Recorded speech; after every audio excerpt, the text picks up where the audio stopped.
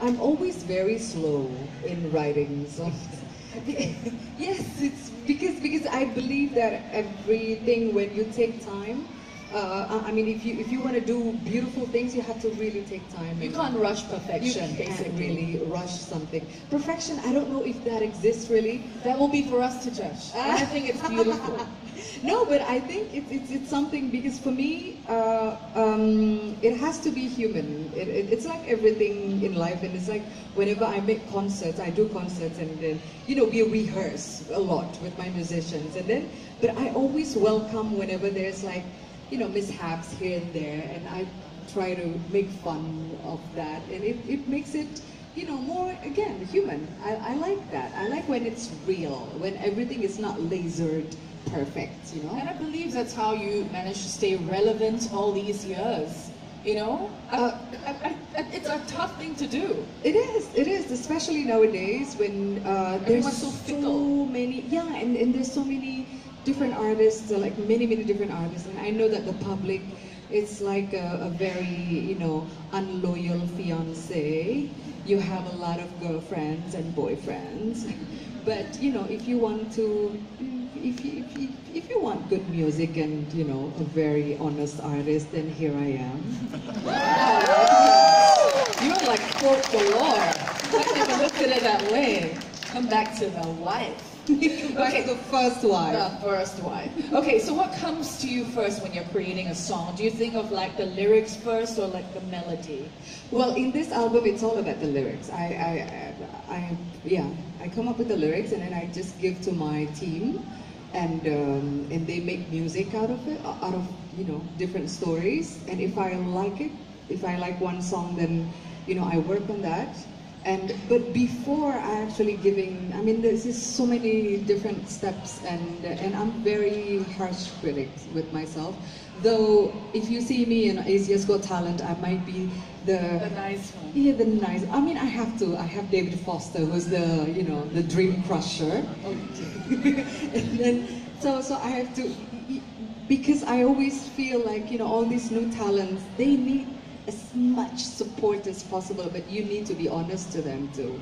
So with them, I'm very nice and very, you know, very gentle, but not really with myself. I have to remind myself, you know, to be kind to yourself, to be kinder, and to accept your talent. Okay, so your lead track, What We Remember. Yes. Tell us a little bit about that song. This is taken off AGGUN 8, by the way. Yeah, What We Remember is basically like a reminder that we only have very short amount of time in this life, and that when we leave, we don't bring anything, we don't have anything. All we have is what we remember.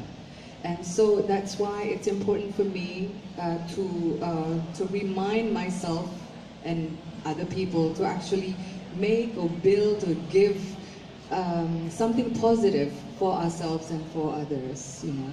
So What We Remember is about that. And for me, it's like every song in the album, I want to, and I want to always make something or write something that is meaningful, because I think artists, we have that responsibility to, you know, touch many hearts, many people, and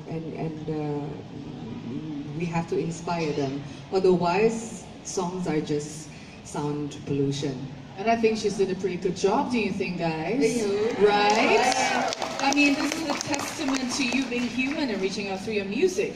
Now we're very interested in your musical roots. Like, what musicians and songwriters influenced you as you were growing up and writing music?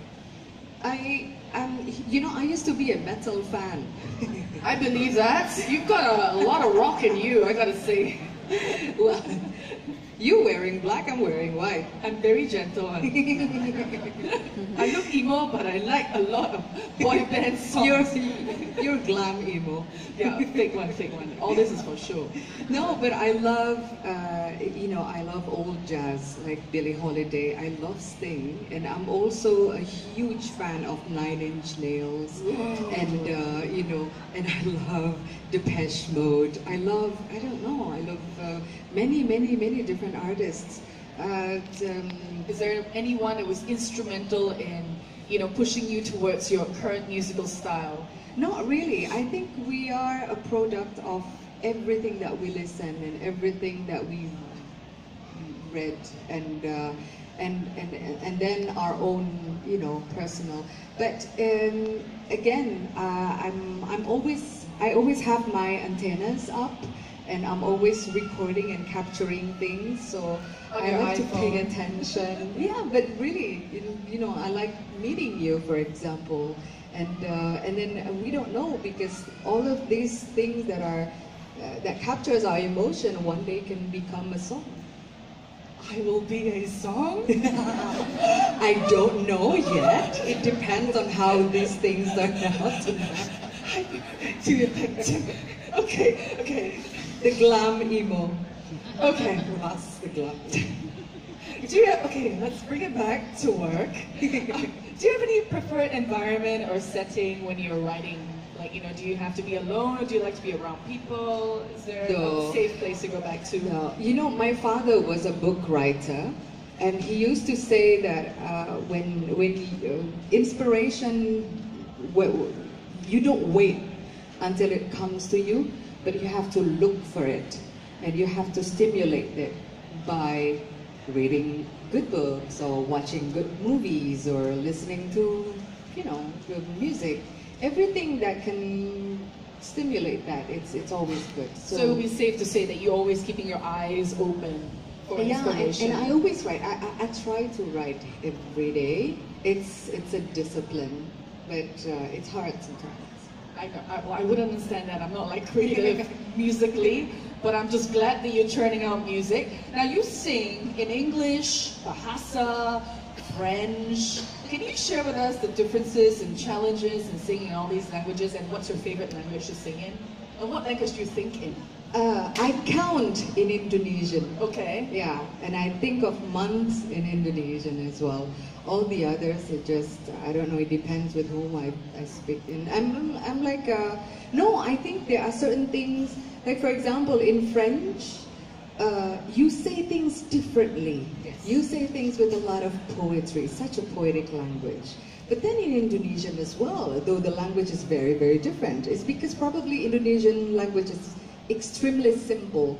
There isn't conjugation or grammar, it's not as, or gender. And then English is just the most natural, because my musical background has always been English or American. Actually, more English. So you think in English and probably like feel more comfortable putting out stuff like that way, and then translating it. Yeah, I don't know. I can't really tell. It's like having three different personalities, because I do believe that a language gives you a new ID. So for me, it's like having all these different personalities in one.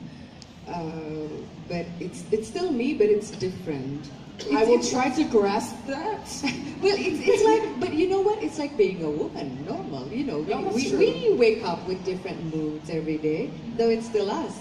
Nice. And you just have to ask. Sometimes my husband is a bit like, who's AGGUN I'm going to see today? While he's still around, so that counts for something. And what about food? Because you're from like a multicultural background. You travel from place to place. Yeah. What kind of food do you find yourself craving when you're on the road? Always Indonesian, always, I need my sambal, I need something Chilean. I need something that has... do you pack sambal along with you? On your trip? Like when you're one of those, you're so Asian, I love it. Do you think sambal can be recreated, you think? I'm not good in that. Okay, so you just bring the jars along. Yes, exactly. Okay, so I have suppliers. Oh, very covert. Over your long career as a musician, the technology has advanced, quite dramatically. We used to listen to CDs, cassette tapes, and now everything's online, digital. How has new technologies influenced your music or your process of, making music? It's really interesting, because I grew up in a house where we only have one cassette player or one CD player, and then whatever it is that we put, everybody in the house listens to it. Nowadays, everyone has a very personal and intimate relationship to music, they listen with their headphones. Like, are you listening to music right now? I asked him the same question. He's got his that your AirPods earring? on. His AirPods on. He's not So- listening to your music as you're talking. I hope it's mine. So yeah, so it's very, now I don't know what people are listening or when we're at home, who's, you know, because we have that, and though of course, and then now, you know, with the streaming, with everything digitalized, of course I come from this period of time where I still need the object, The physical copy. the physical. I still remember the fact that, you know, I have to go home and to Unwrap it. memorize The who's lyrics. exactly, and looking at photos and, you know, trying to find mistakes here and there. But nowadays it gets, you know, dematerialized, and I guess there's also good in that. It's just that I need to get my head around it. Have you? Yes, of course. I mean, it's more practical to have so many thousand songs on your reach in just one object. Though I have to say though, whenever I love an album, I get the album on iTunes or I listen to it on Apple, and then I also get the physical, because